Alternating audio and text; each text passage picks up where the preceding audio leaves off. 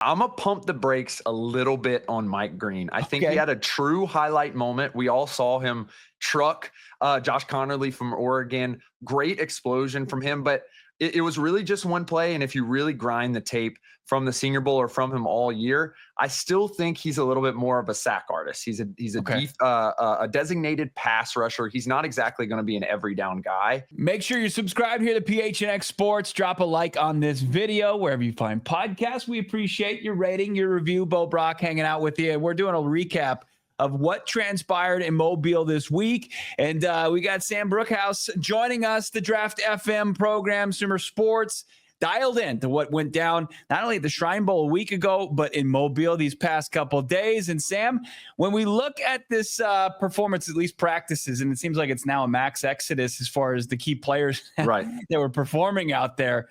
But who gives you the most like Cardinals vibes when you were watching this? I know that's probably what you were looking for first and foremost. You're just like, who's the Cardinal out here? But I mean, we look at the needs. This is a defensive front seven that has been deprived of talent. Right. Anybody stand out and would look good in red and white? Yeah, and thinking about how John Gannon likes to approach the game, you're really looking for that physicality, for example. And across the Shrine Bowl and the Senior Bowl, the standouts were really the Ole Miss defensive linemen.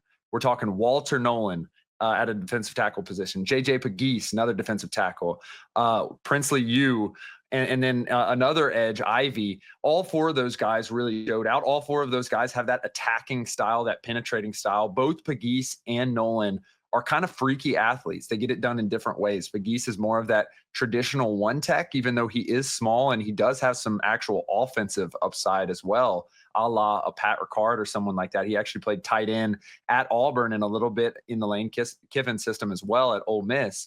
He's able to really play through his hips and explode, be really physical at the point of attack. Meanwhile, Walter Nolan is more of a penetrator. He's going to win with speed and he's going to win with power late. And all of those guys, I think, have some great physicality. That whole group really stood out to me over the course of the Shrine and Senior Bowl. Yeah, we've had a lot of, my co-hosts included, a lot of people watching the tape on Nolan from his performance this week. When you look at somebody who wasn't there this week, who is the consensus top defensive lineman in this draft, Mason Graham, what's the gap? Because, the Cardinals, as I said, like it seems like it's a good fit. You could pair him with Darius Robinson, that defensive line rotation. Right. What's the gap, though, between the two prospects, Graham and Nolan?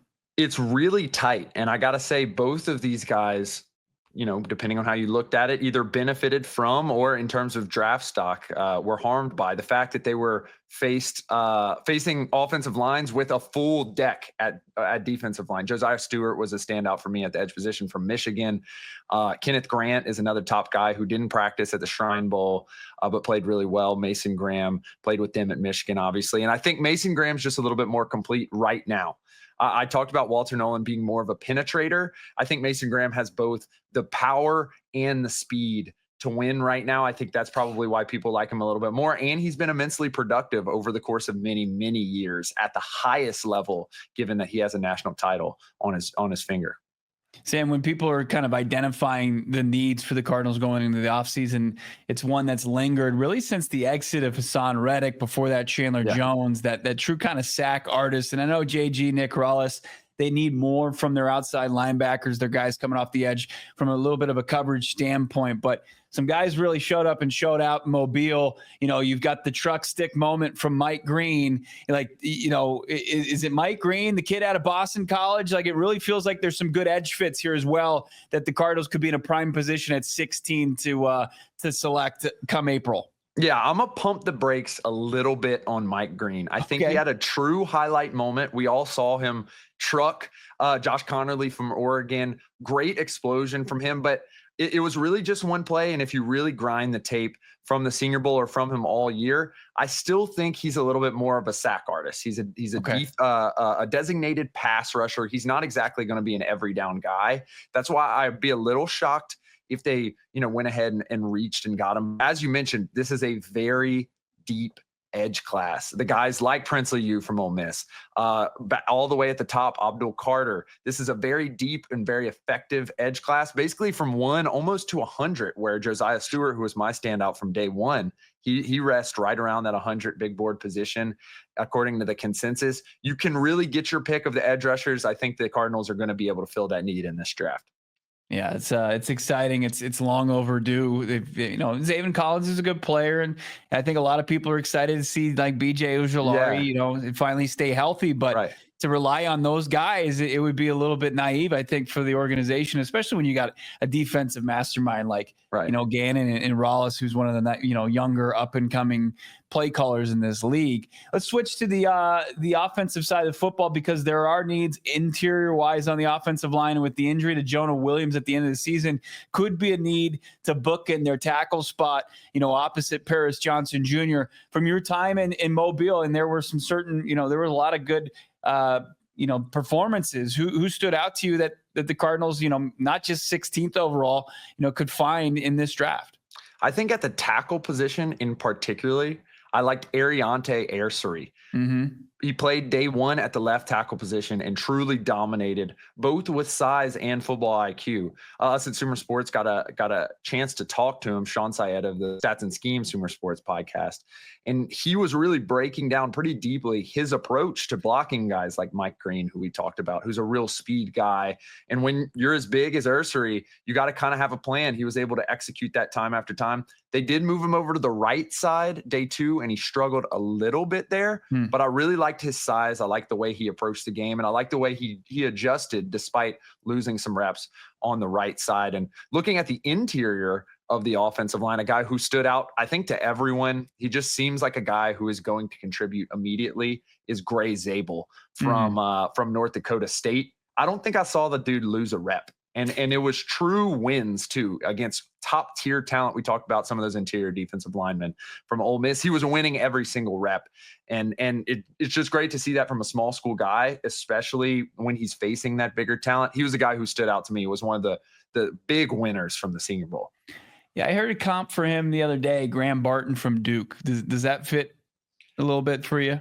It's interesting. Barton, if I remember correctly, was like a full swing guy, left tackle, left guard, center as well. I think the guard from North Dakota State fits a little bit more in a center guard, like a classic center guard. A guy like Cooper Beebe kind of at the Cowboys kind of sticks out to me from last year as a good comp.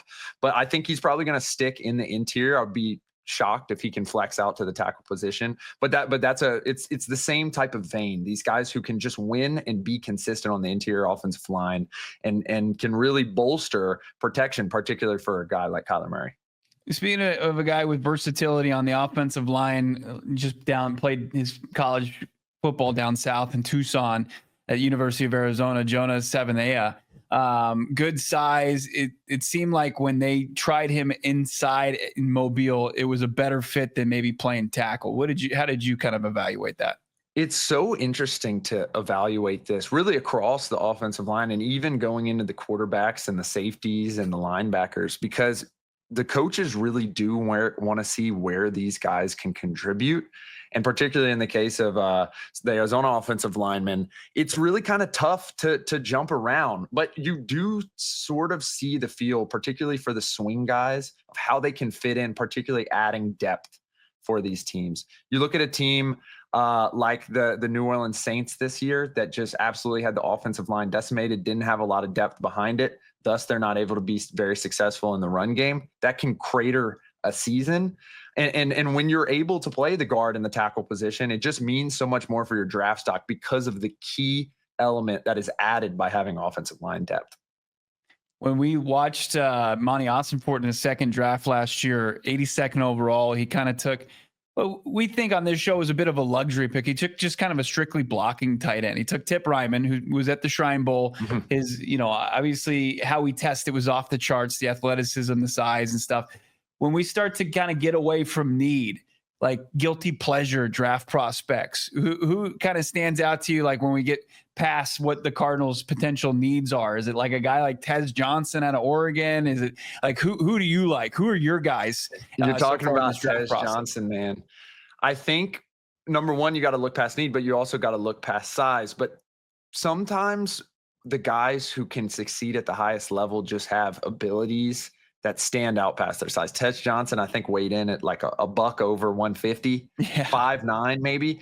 But I was really shocked because he didn't look that small on the field, which was really interesting given his body type. You know, typically you see those guys, Restropro from Miami is a great example of this, you know, in that 5'9", and they have more of that Tyreek build, that running back type build, but they're able to run good routes. Tez Johnson has a pretty lean build. I'd almost compare him to like an ultimate fighter kind of cutting weight. That's really what he reminded me of because of the way that he was able to interface with pressing cornerbacks and win with changes in tempo. You know, with some of these small guys, Xavier Worthy, a great example from last year, they like to win with speed. Tez Johnson's a true route runner. He stood out in our AI metrics looking at every game he had in college. He stood out at the Senior Bowl. His ability to stack cornerbacks, then slam on the brakes a little bit, and then get the speed back up quickly to create massive amounts of separation. Wow. Yeah. I mean, Sean O'Malley's a Cards fan. Maybe he can size up with Tez Johnson. They're probably in the same weight class after the official measurements came in earlier this week. But look, Sumer Sports, get used to hearing that. You got to dial into what's going on with all the great work you all are doing. We're going to catch up with a couple of your colleagues I know on Radio Row, Thomas Dimitrioff. You mentioned Sean. We're going to catch up with him as well. So Lindsay it's going to be great. Solomon, we already had him on the show, so we're excited to get all that continued insight next week in New Orleans. And of course, Draft FM, check out the daily podcast. Am I right, Sam? It's great stuff that you're churning out on a daily basis. Yeah. So we shifted that to the Monday. Tuesday, you can also catch the Sumer Sports Show. Me and Lindsay, who you mentioned, we're doing that. We're going to cover all the Super Bowl stuff this week. Going to be really exciting. Can't wait for it. Of course, make sure you're following on Twitter, Sam Brucchaus, Brucchaus Sports on Twitter. Sam, thank you so much for your time, man. Yeah, appreciate it. Make sure you're subscribed, like this video.